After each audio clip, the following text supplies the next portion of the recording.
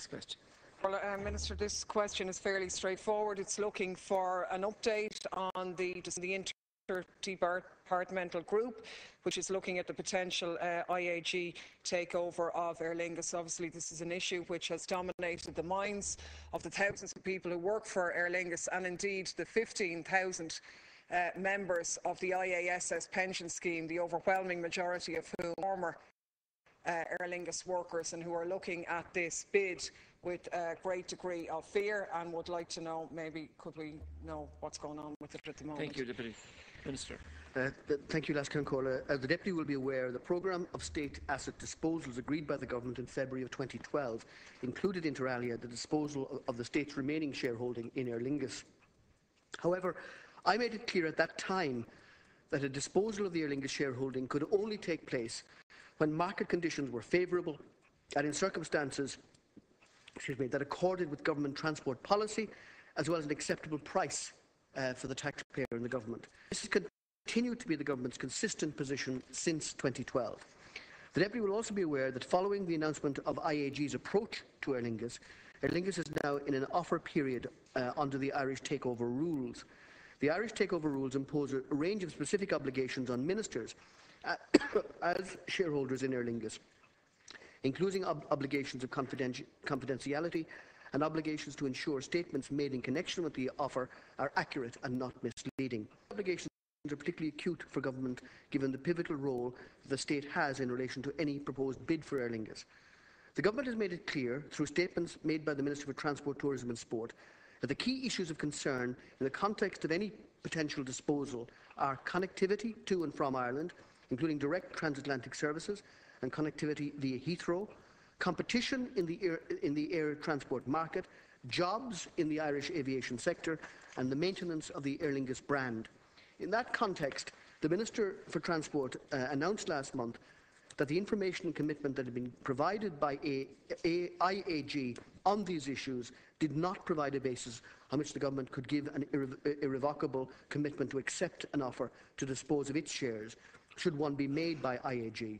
The Interdepartmental Steering Group, of which my department is a member, was mandated to continue discussions with the IAG with a view to seeking an improved proposal with greater clarity and certainty in relation to the implications of a potential takeover on the key issues that I've outlined above. Thank you, Minister. Deputy Clare Daly. Not much clarity there, obviously, but I appreciate the stage that the bid is in.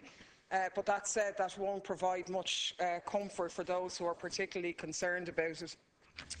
I think it's regrettable that this proposition was included in the programme for government at all.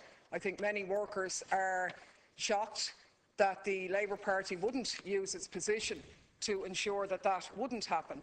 But I suppose this is an opportunity to put on the public record that the stated objectives of connectivity, particularly of securing jobs at the airline and the other issues outlined, they cannot be achieved if IAG take over Aer Lingus, and the best protection that can be offered actually is that the government would maintain its shareholding. This is a company which currently employs just short of 3,000 people.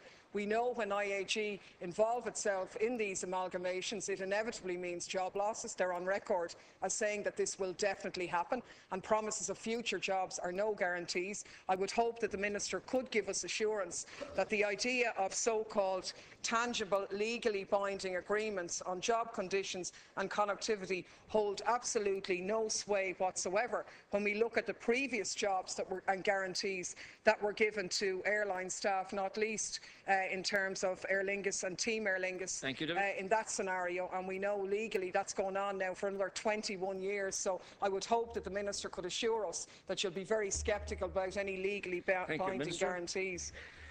Well, firstly, the state owns a minority of the shares in Aer Lingus. I'm afraid the decision in terms of the majority of the shares being disposed of by the state was made many years ago. So we don't control the bulk of the shares. It might be a fact that we have to have some consideration of, is that another sizable shareholding may come onto the market shortly, depending on the outcome of legal proceedings in the United Kingdom. And we have to have regard to ensuring that there is a sustainable future for Aer Lingus. As I've said, we've no control over 75% of the shares.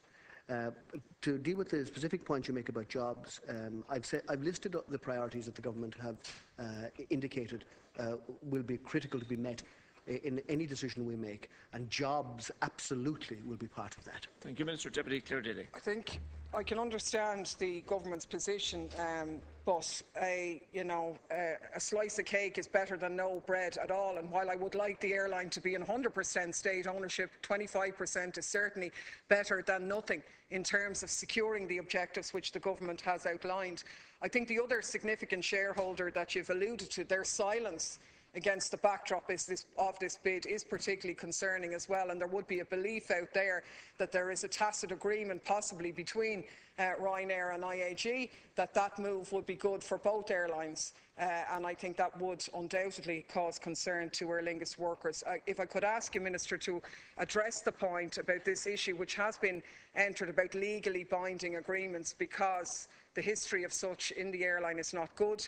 The litigation around the Team Aer Lingus letters of comfort is still ongoing after 21 years. And is that something that the interdepartmental group has sought in terms of these supposed guarantees? Because I think history has shown us that they don't stand up or stack up at the end of the day. But what is your approach in the discussions to that?